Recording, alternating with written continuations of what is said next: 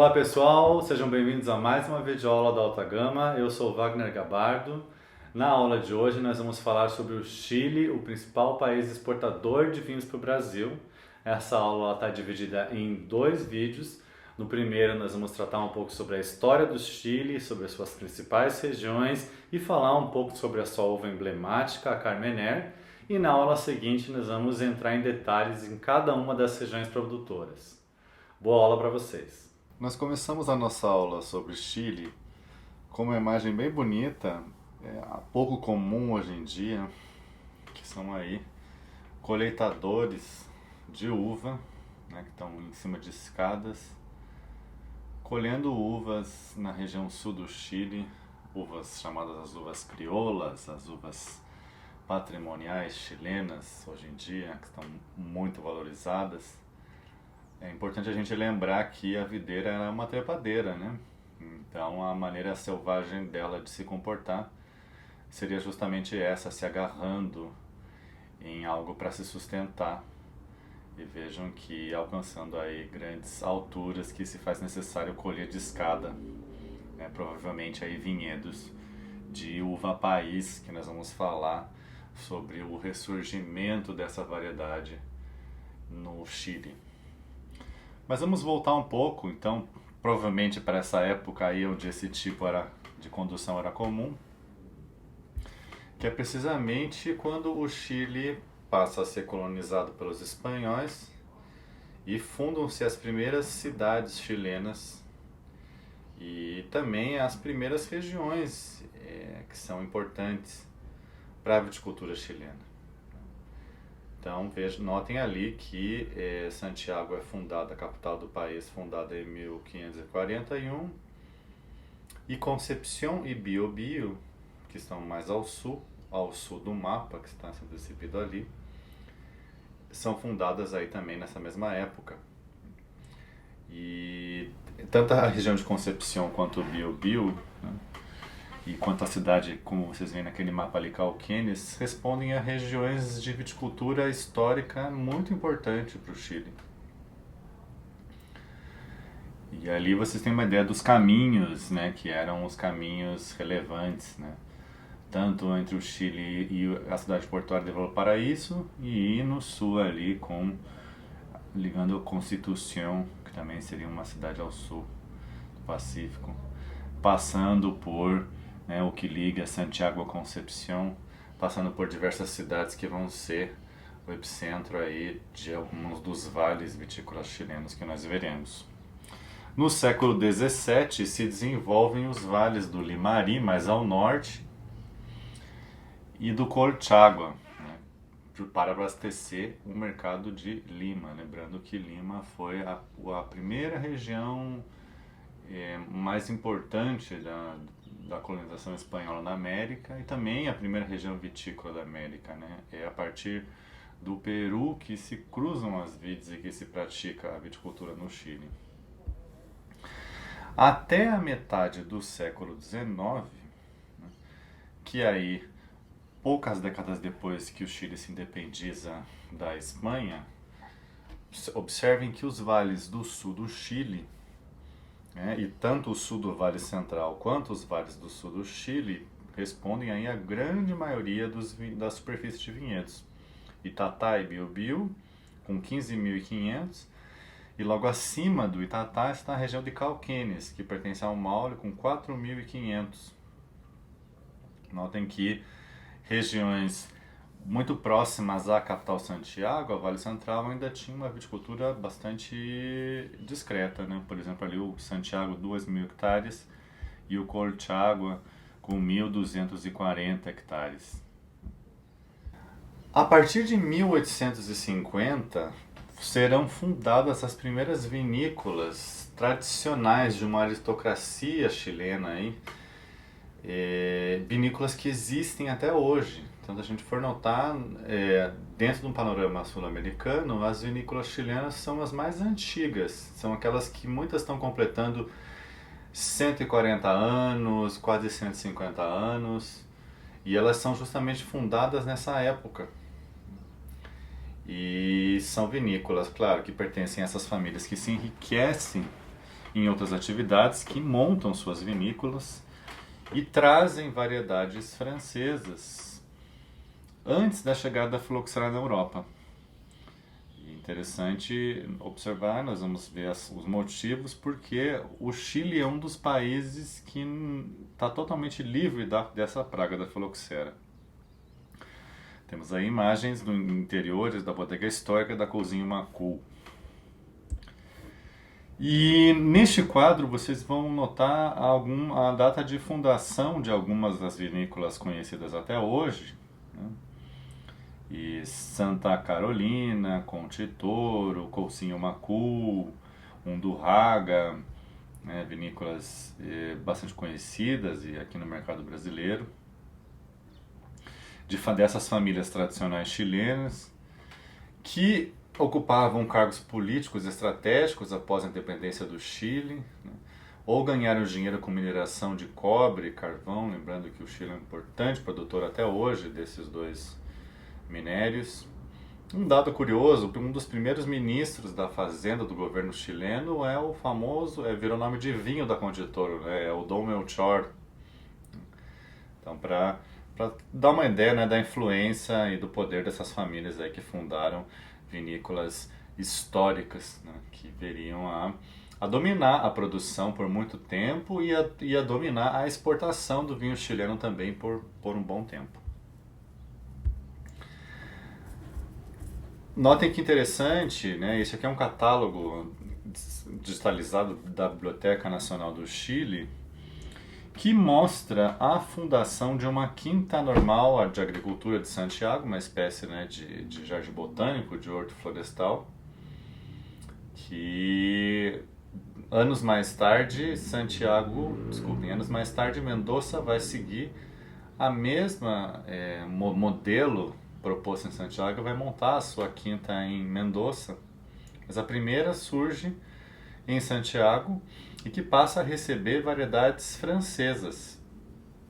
Então a França aí nessa época, a época da Belle Époque, a França dita muita tendência, influencia muito o mundo ocidental e tida como uma referência para a vitivinicultura. Então notem aí que nesse catálogo da quinta eles listam quais são as variedades.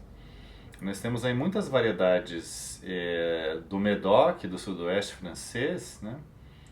Como Cabernet Franc, Cabernet Sauvignon, Côte Rouge, que é Malbec, Feuille Blanche, Merlot, Petit Mansang, Semillon, Sauvignon Blanc, além de outras variedades aí de outras regiões como Riesling, Pinot Noir e Pinot Blanc, que são trazidas aí para esta quinta. E vamos observar que muitas dessas variedades vão ter um predomínio, né? Hoje em dia, por exemplo, a Cabernet Sauvignon, ela é a mais plantada. Notem que a Malbec também, ela aí, chamada de Côte Rouge, ela também tem a sua importância no Chile e é trazida já nessa época. A gente tem a ideia de que a Argentina foi o primeiro país sul-americano a plantar essa variedade, quando na verdade essa variedade chega a Mendoza trazida desta quinta aí de agricultura de Santiago.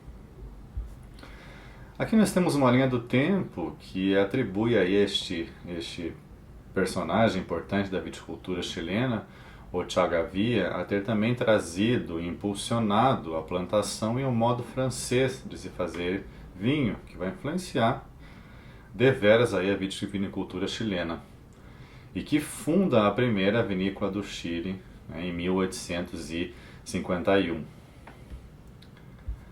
Na sequência nós temos uma imagem de vinhedos da vinha Cousinho Macul, nos arredores de Santiago. Interessante notar que muitas dessas vinícolas antigas chilenas que antes eram região metropolitana, né, que eram uma zona rural, são abraçadas pela região metropolitana e passam a quase fazer parte da zona urbana, né, devido à expansão aí de Santiago e seus arredores.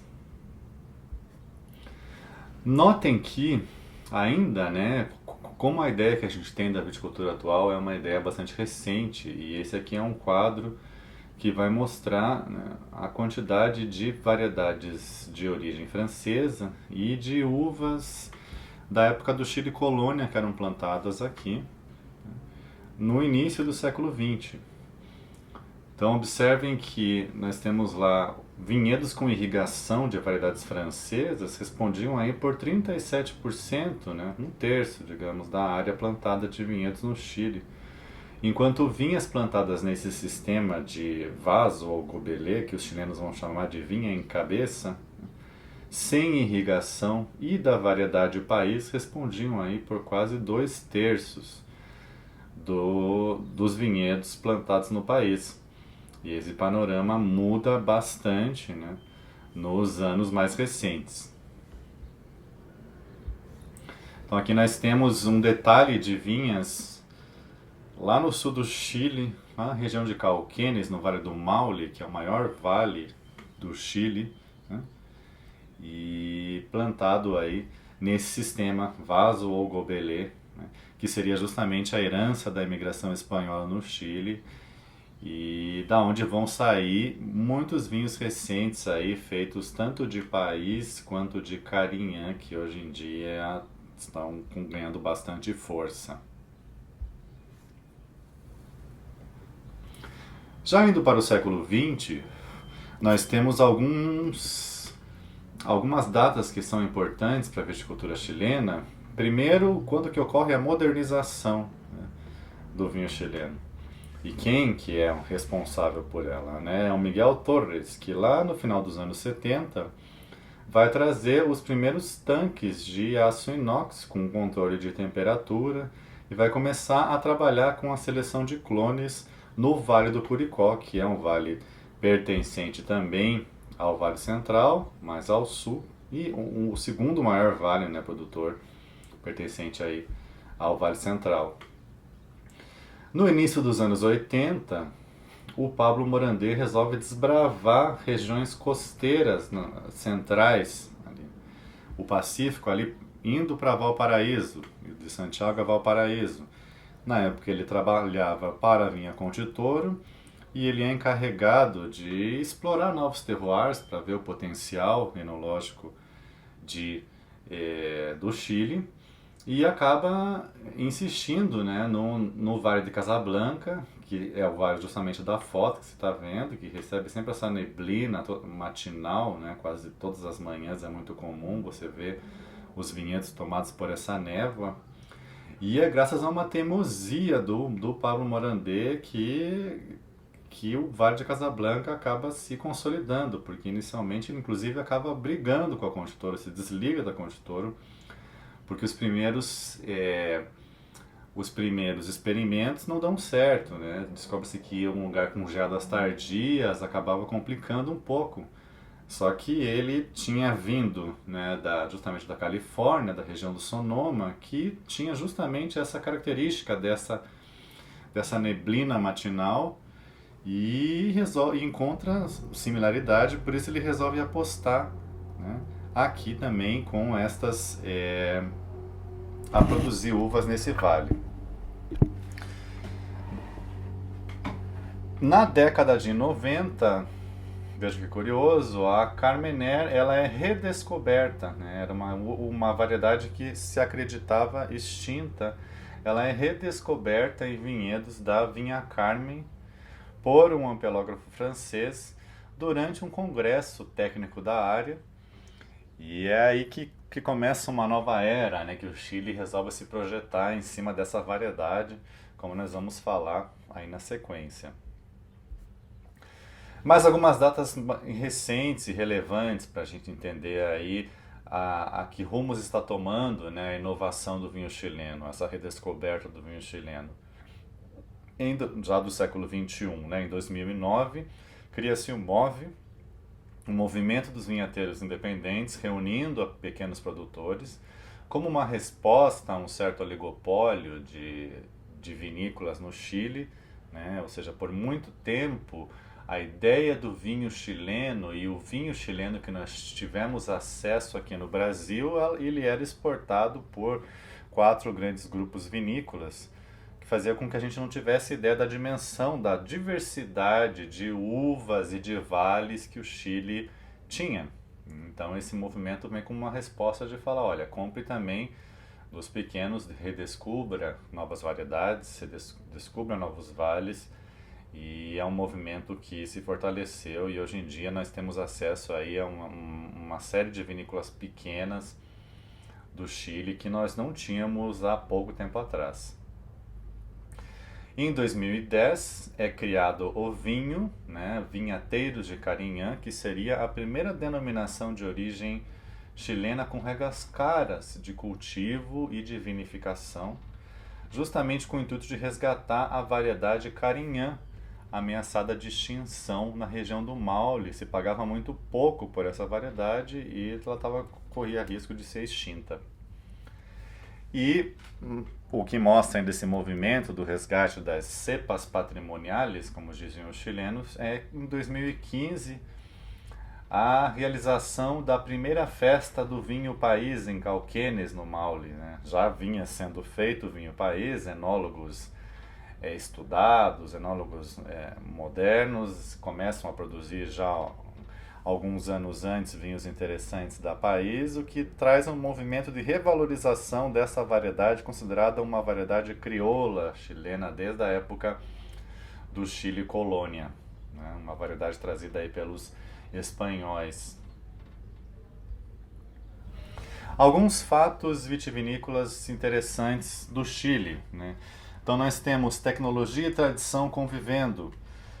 Então o Chile costuma ter as vinícolas mais modernas e com equipamentos super modernos de vinificação, né?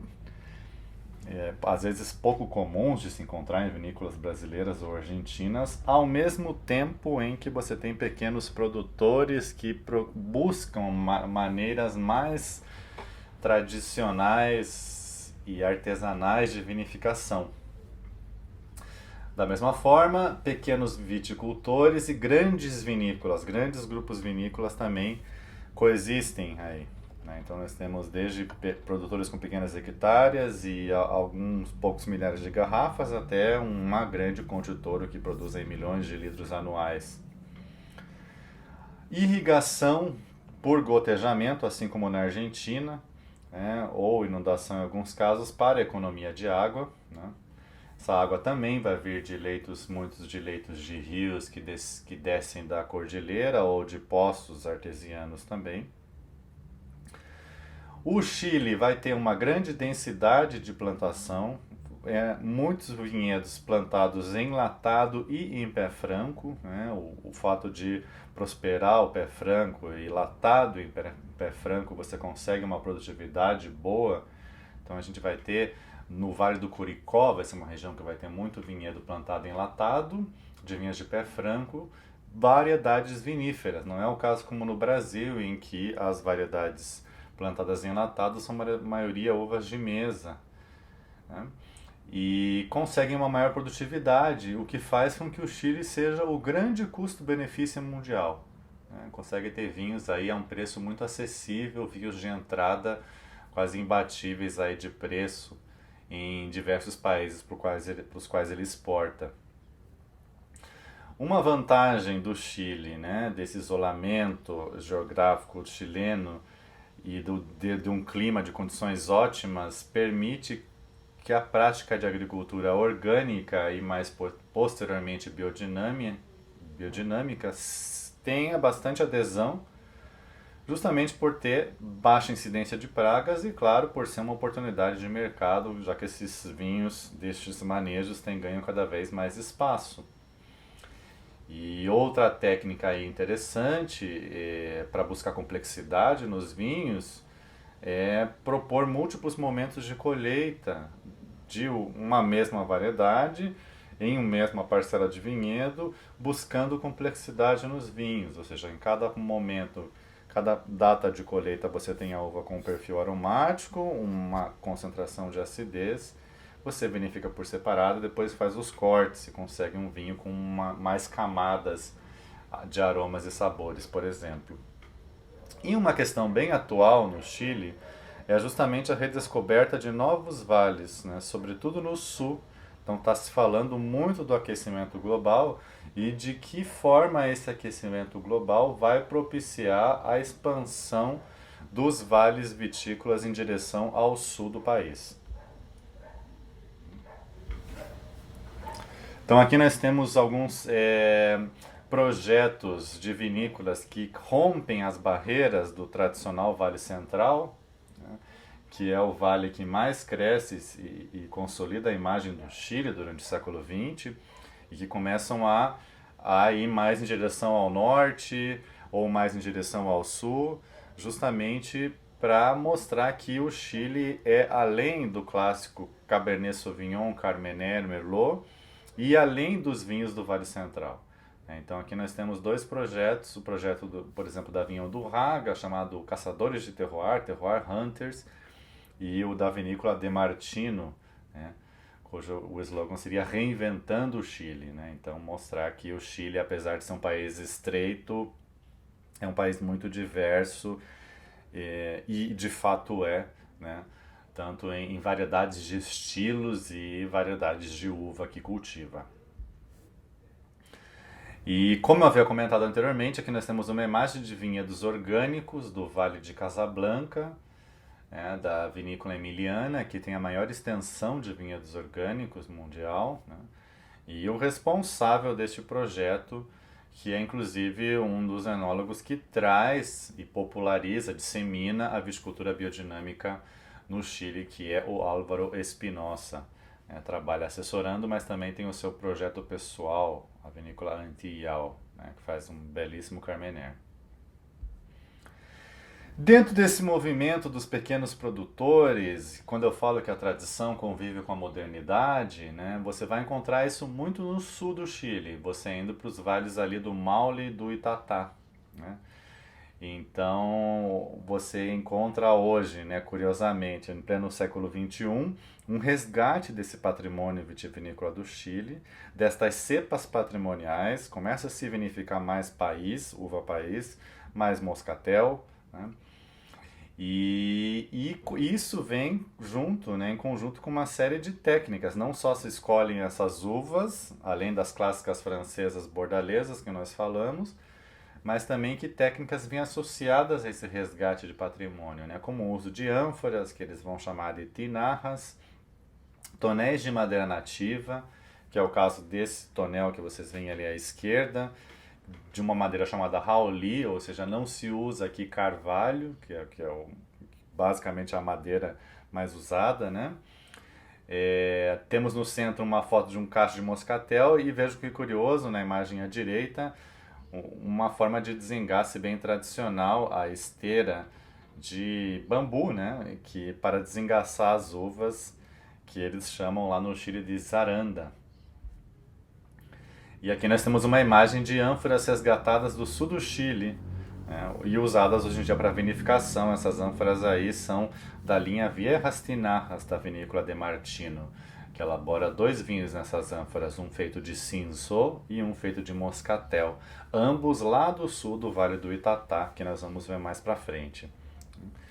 E o interessante é que realmente você fazer vinhos nessas ânforas envolve também você produzir vinhos com menos intervenção enológica, né? Você tendo uma uva com qualidade, você não precisa fazer tanta maquiagem no vinho para chegar a um resultado mais pasteurizado, né?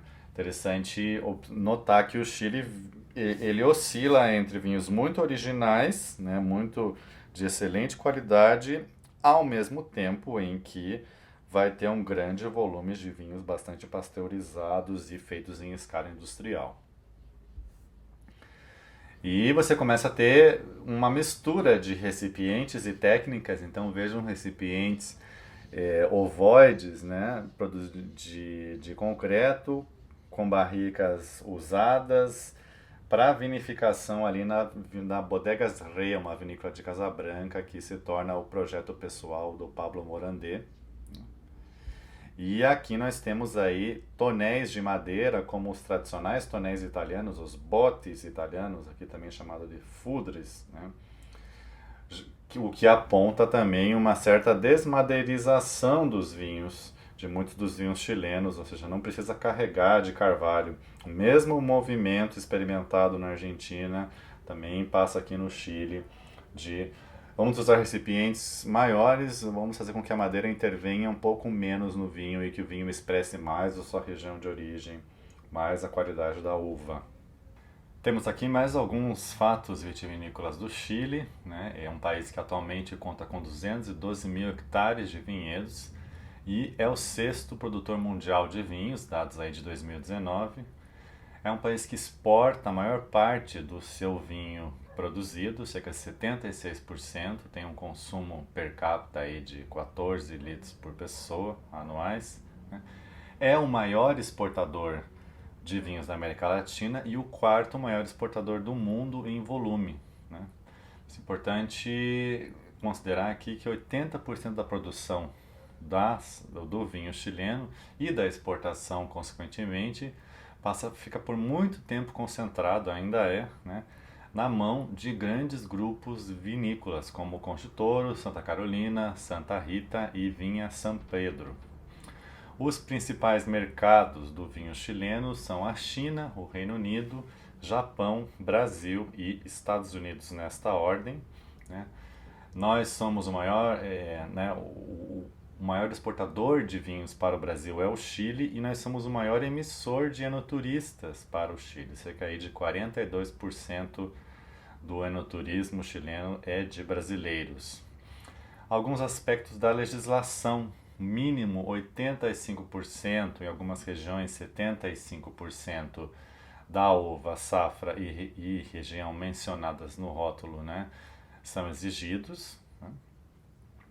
E esses termos que muitas vezes confundem o consumidor, e aqui é importante a gente esclarecer, né? O que quer dizer, né? A gente pega alguns vinhos chilenos que dizem reserva, outros reserva especial, né? O que isso quer dizer, né? Nada mais que uma quantidade mínima de álcool que o vinho deve alcançar naturalmente, sem a chaptalização, que é um mínimo de 12% de álcool, que é bastante fácil para o Chile conseguir isso, com as condições climáticas que ele tem.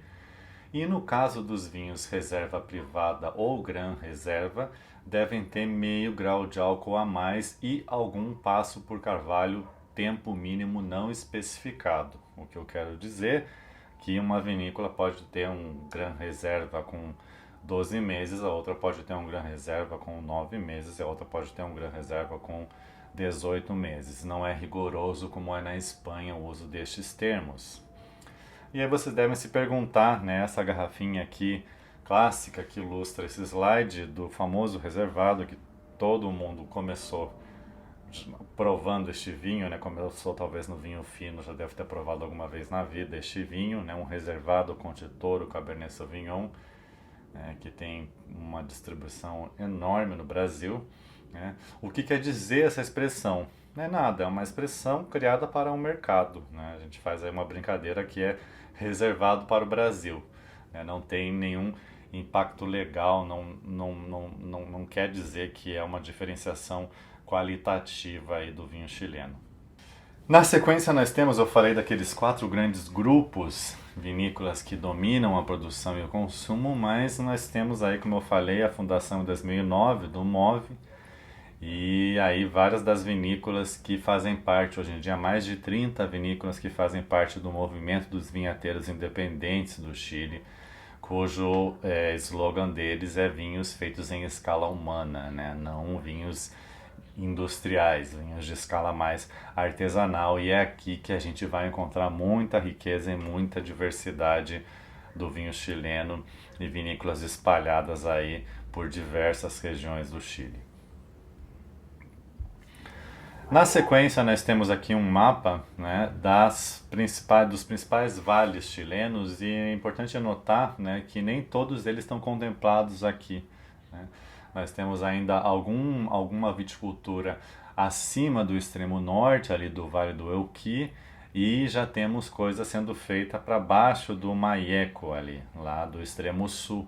Mas aproximadamente seria aí uns 500 a 600 quilômetros ao norte de Santiago e 600 quilômetros ao sul, que nós temos as terras cultiváveis com vinhas. É um país estreito, né? Porém bastante diverso. Vamos falar então agora sobre algumas particularidades do terroir e que explicam o porquê, por exemplo, né, que é um país livre de filoxera, né, e é um país apto para o cultivo de uvas orgânicas, né, com baixo regime de chuvas, Primeiro são as barreiras naturais, né? É um país que no extremo norte tem o deserto mais árido do mundo, que torna o ambiente bastante hostil para as pragas, né? Que é o deserto do Atacama, e é um país que no sul tem a Patagônia, que se desfaz em gelo, né? E em pequenas ilhas, né?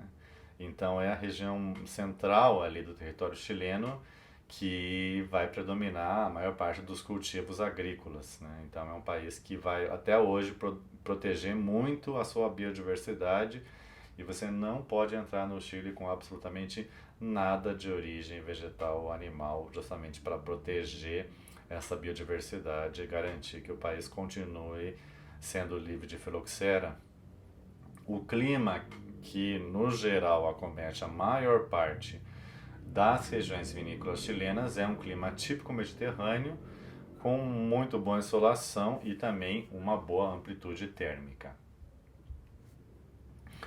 Outro dado curioso, já aspectos da geologia chilena, é que o país é um país com mais de 2.000 vulcões, que nós temos um dos vulcões mais famosos do Chile, que é o vulcão Osorno, que hoje em dia nós temos aí um vale que leva o nome desse vulcão, o Vale de Osorno, que seria o vale mais ao sul, já chegando na região dos lagos do Chile. Muitas das vinhas estão em regiões de solo profundo, que vão ter esse misto de solos aluviais, que seriam os leitos de rio, das pedras redondas, solos coluviais, de pedras mais pontiagudas, que são, né, devido aos terremotos. O Chile, além de ter muitos vulcões, é um país que também tem terremotos frequentes e que acontecem aí, inclusive nessa última década houve já um terremoto importante no sul, e que também possui cinzas na sua composição devido aí a antigas erupções vulcânicas e também solos também de origem vulcânica, sobretudo no sul do país. E isso se expressa na diversidade de solos que você pode encontrar no Chile, desde solos graníticos, né, das pedras aluviais, né, solos com muito cálcio, né, calcário, e solos mais argilosos, mas sempre com presença de granito. Então, solos profundos e com boa drenagem, que falam sobre essa diversidade do vinho chileno. E aqui nós temos um quadro, né, que mostra quais são as variedades mais expressivas da viticultura chilena, e esse gráfico pizza aí mostra a produção de vinhos com denominação de origem por variedade, e liderados pela Cabernet Sauvignon, aí quase 35% dos vinhos de Cabernet Sauvignon, seguido de Sauvignon Blanc, a principal uva branca, né? E em seguida Merlot, tinta, Chardonnay branca, Syrah, Carmener, entre as tintas e demais variedades, né? E lembrando que o país é o maior produtor mundial de Carmener. Hoje em dia temos Carmener plantada um pouco na Argentina, um pouco no Brasil, mas sem dúvida a Carmener, a terra dela adotiva, né? Uma das uvas que se tornou emblemática do Chile é a Carmener, ainda que não seja a uva tinta mais plantada. E aí um quadro, na sequência nós temos aí a área plantada destinada a vinhos exportados, né? Cerca de 41 mil hectares de Cabernet Sauvignon produzem vinhos destinados à exportação, 15.300 de Sauvignon Blanc, 11.800 de Merlot, 11.200 de Chardonnay, e ali ao redor dos 10.000, né, 10.600 de Carmener e 10.200 de País. Mas vamos então falar um pouquinho sobre essa uva emblemática chilena, né, que é a Carmener. Quais são as origens dela? A Carmener ela é trazida do Médoc, na França, lá na região de Bordeaux e sudoeste da França, na época pré-filoxera, né, lá pela metade do século XIX, e ela se extingue do vinhedo francês, mas ela permanece, né, no território chileno, até que ela é redescoberta só nos anos 90. Em 1994, né, se descobre, se colhe declaradamente a primeira safra da uva Carmener reconhecida, porque confundia-se no Chile com Merlot, assim como na Europa se confundiam por um tempo a Carmener com a Cabernet Franc, né? E esse vinho é envasado em 96 pela vinha Carmen. E a Carmener ela vai apresentar algumas vantagens quando bem cultivada, né? Ela vai dar as suas características típicas, são dar um vinho de coloração intensa, violácea, escura, aromas herbáceos bem marcados, né? Como a uva madura, você consegue também bastante aroma frutado, e aromas da pirazina, que seria o famoso pimentão verde. E aí a gente tem que ter bastante cuidado com a qualidade da Carmener. Então é necessário um controle de rendimento e uma maturação ótima para você obter vinhos de qualidade a partir dessa variedade.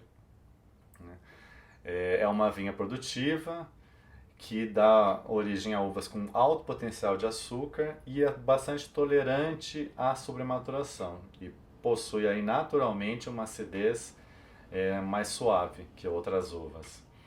E é a PUC do Chile quem empenha, assim, né, nos estudos de mapeamento, né, a gente vai ver que em poucos anos a superfície declarada de Carmener vai dando saltos, porque eles vão reconhecendo regiões onde acreditava-se ser Merlot e que na verdade era Carmener, e essa passa a ser uma uva a ser associada ao sinônimo do Chile. Então, nós temos aí que fazer uma boa varrida na oferta de Carmeners chilenos para encontrar exemplares muito interessantes, como é o caso, por exemplo, da vinha Von Siebenthal, ali da região do Aconcagua, que produz aí um Carmener varietal, né? O próprio Álvaro Espinosa produz o seu Antillão Carmener também de excelente qualidade. Então é mais fácil a gente encontrar vinhos de Carmener interessantes, onde a uva teve uma maduração boa, sem muito dessa nota pimentosa, nas linhas de alta gama dos vinhos chilenos. Os vinhos chilenos, digamos, os reservados Carmener, costumam ser vinhos onde esse lado piracínico acaba aparecendo demais, né? E não origina vinhos tão enologicamente tão interessantes e comparados aí a outras variedades neste nível de vinhos de entrada. Bom, pessoal, espero que vocês tenham aproveitado a aula de hoje e se ficou alguma dúvida, lembre-se de mandar as nossas perguntas por e-mail contato@altagama.net.br.